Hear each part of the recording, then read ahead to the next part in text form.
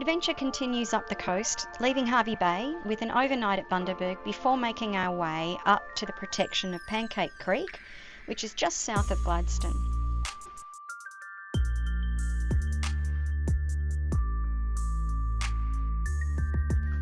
A narrow and shallow entry, which we managed to get through an hour before low tide, with still 1.5 metres of water under us, so a depth of around 2.8 metres.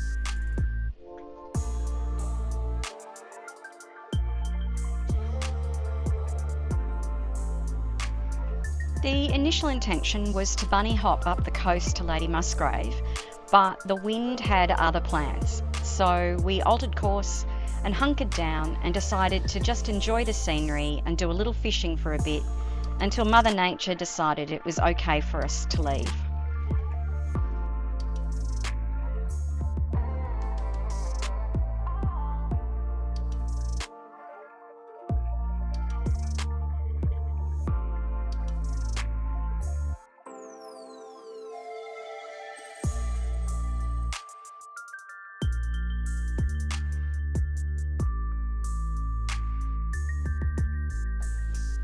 With winds hovering around 25 to 30 knots, downtime was on the cards for everyone.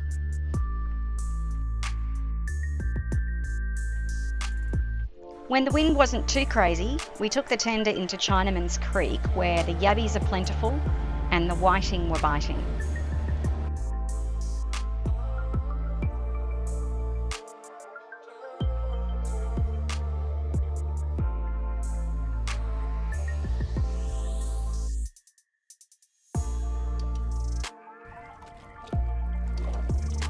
We made our way in on the low, letting the water rise around us before heading back to the safety of the boat.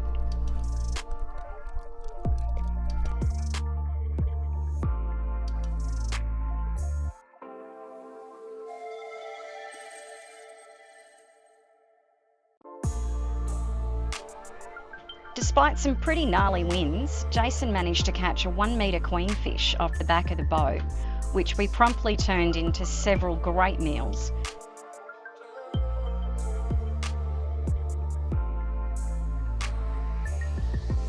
Making the gorgeous sunsets even more enjoyable. Finally, the wind backed off enough for us to leave. So we did a quick run up to Rod's Peninsula as an overnight so we could hit the high tide the following day to get into Boyne Creek for some much needed provisions.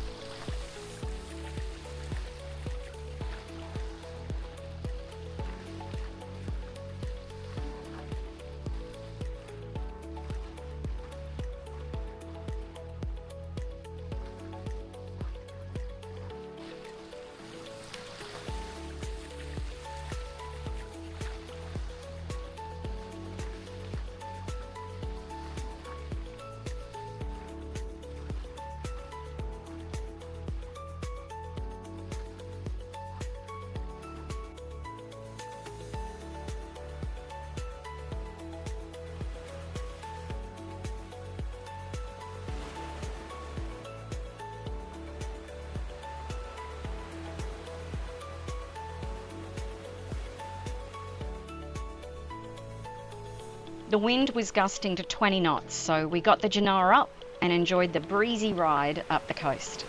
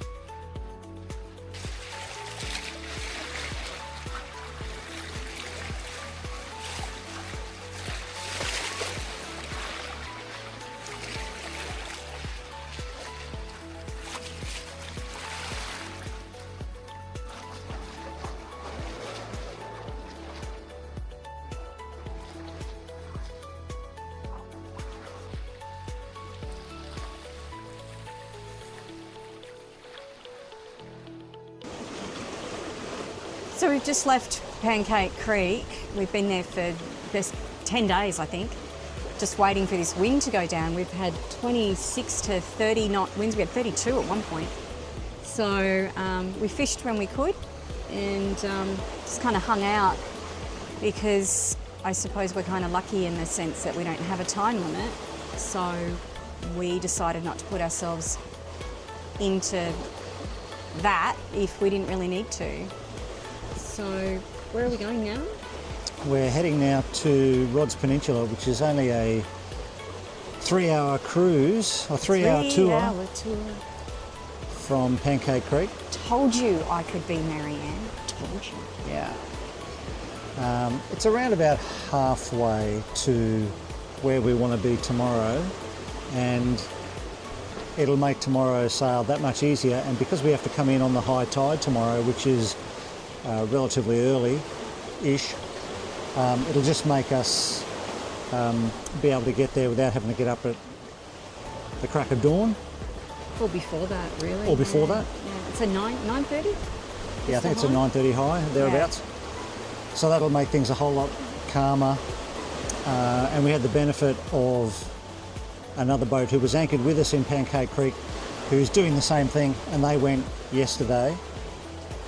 And it was a bit higher swell yesterday, though. Like, what did we? 1.1 today, and it's with us, so that's good. But yesterday it was much higher, and so we decided to wait the extra day before we shuttled up to Rod's. Yeah. So that should work out really well and make it's a comfortable sail today because everything's going. Wind and current and swell are all with us, which makes it very easy. We've just got the Genoa out at the moment. We're travelling along at about 5.2 knots, which is just nice, and we'll be there by about 11:15 at this pace. That's great. It's so nice to have the sail up again. I was getting itchy feet.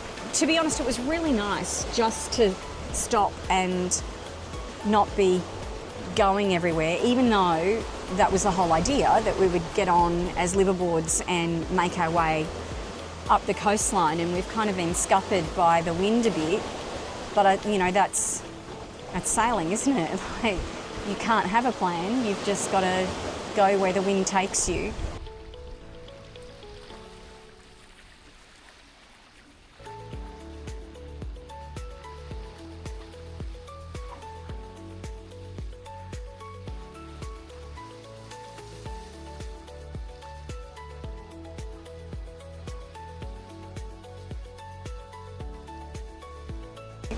So it was lovely to have a little bit of time just to stop and do nothing. I really feel like we've both relaxed a lot more.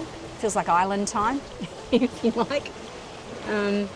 But it is so nice to be back sailing and back on the water and moving again toward where we want to go, which is eventually all the way up the coast. So yes, I feel the same way, and it's a mix of emotions. I'm torn between getting further north, which is where we want to be, and experiencing the islands and everything that has to offer.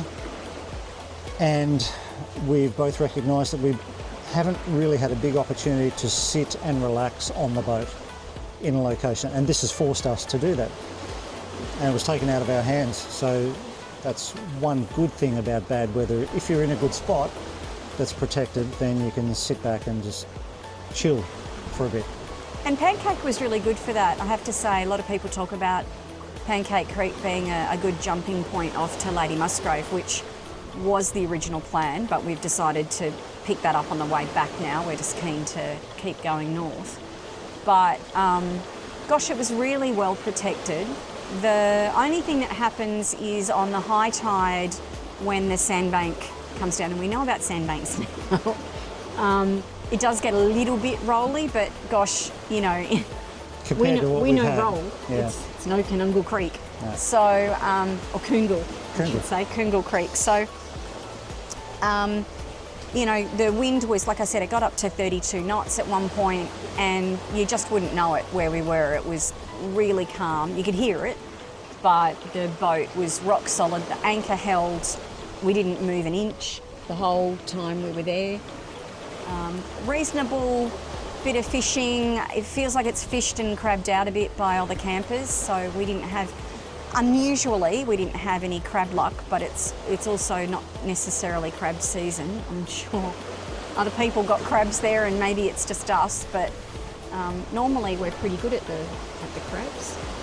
Yeah, and it wasn't pleasant to put the tender out in 25 knot winds either. It was really very uncomfortable to do that. So easier just to skip it. There'll be plenty more opportunities in the future. But you got that big queenfish off the back of the boat. There were mackerel running around which were following the lure but didn't want to take it. But he jagged this great queenfish, which, here you go, not great in the pan.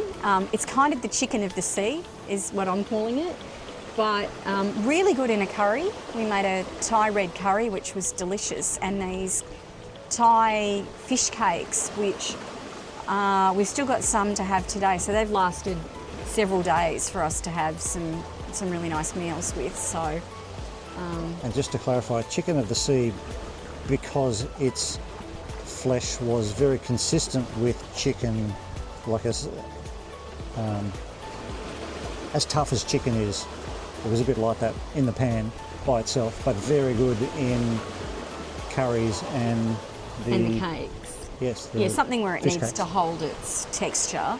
It was really good for that. Yeah. So anyway, we'll make our way along to Rodd's Point or Peninsula and hang out there, gather our thoughts, get up early tomorrow, and then keep making our way forward. So looking forward to having these sails up for a bit longer. So we're just coming into Rodd's Peninsula.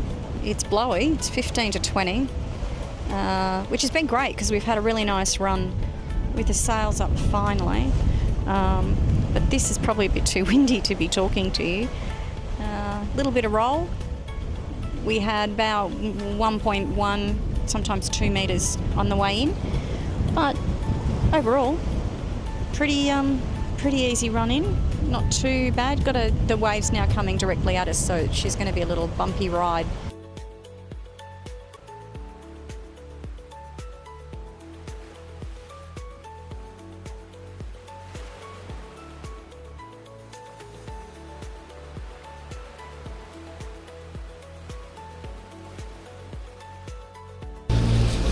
We've now got 18 knots as we're coming into the final left-hand turn into Rodd's Point, and you can see Turkey Beach off in the distance, but she's a little bit swelly,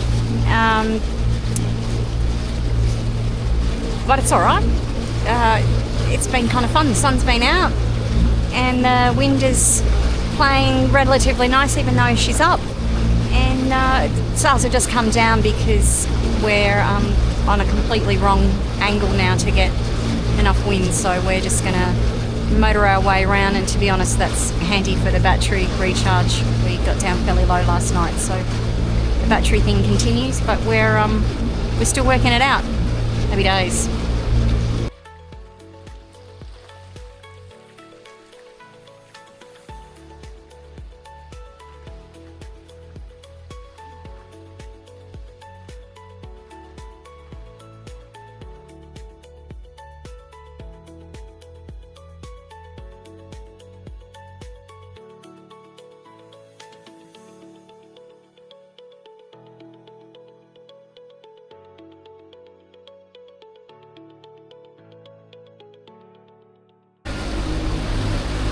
We've woken up to a really beautiful morning here at Rodd's Peninsula. Moon's still up. We're up about 5:30, ready for a 6 o'clock kickoff. It's about 20 past 6 now. We've got some tankers in the background.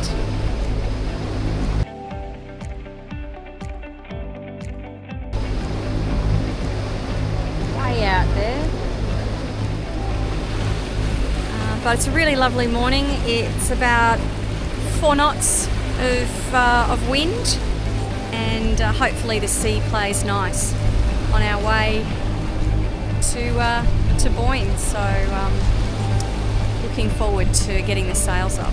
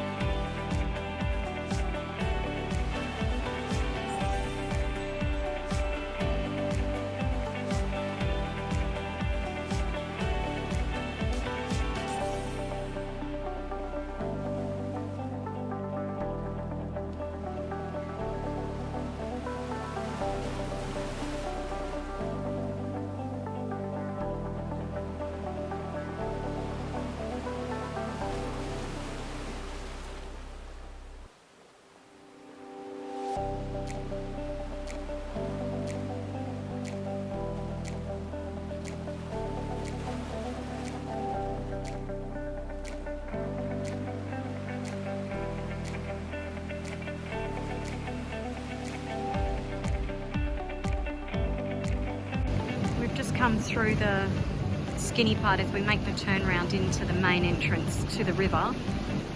It's the lowest part of the journey, and the lowest it got was 1.5 metres under our keel, which is 2.8 metres of water. So good, but we are actually coming in on the high tide. It is a spring tide, and there is a 3 metre range today, so this is definitely an entrance that needs to come in on the high tide.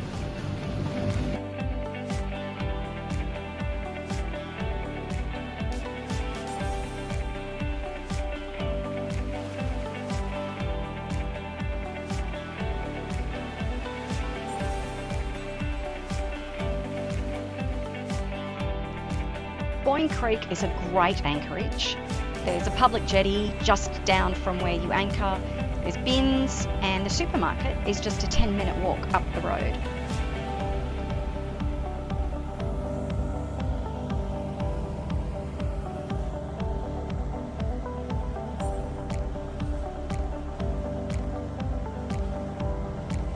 So I'm just going for a walk. It's going to be, I don't know, 12, 15 minutes from the little jetty that you can tie up to down to the Woolies. It's that's really close. I can actually see it from here. Stand by. Up there somewhere. Up there somewhere.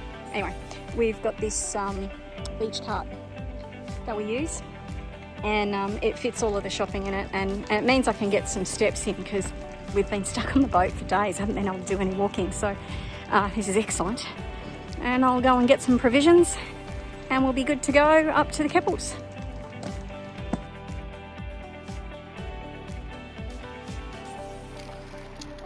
Most of it was downhill.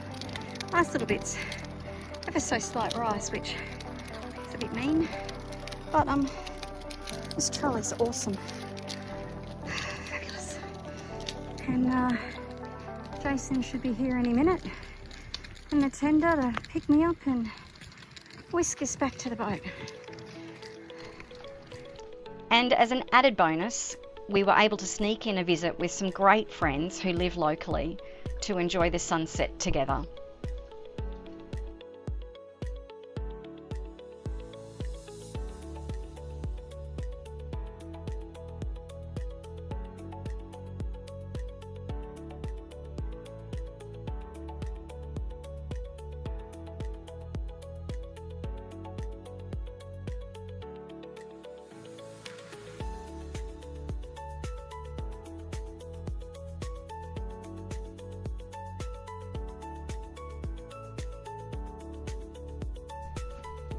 From here, we'll make one more pit stop at Curtis Island before heading up to the Keppels to continue the adventure.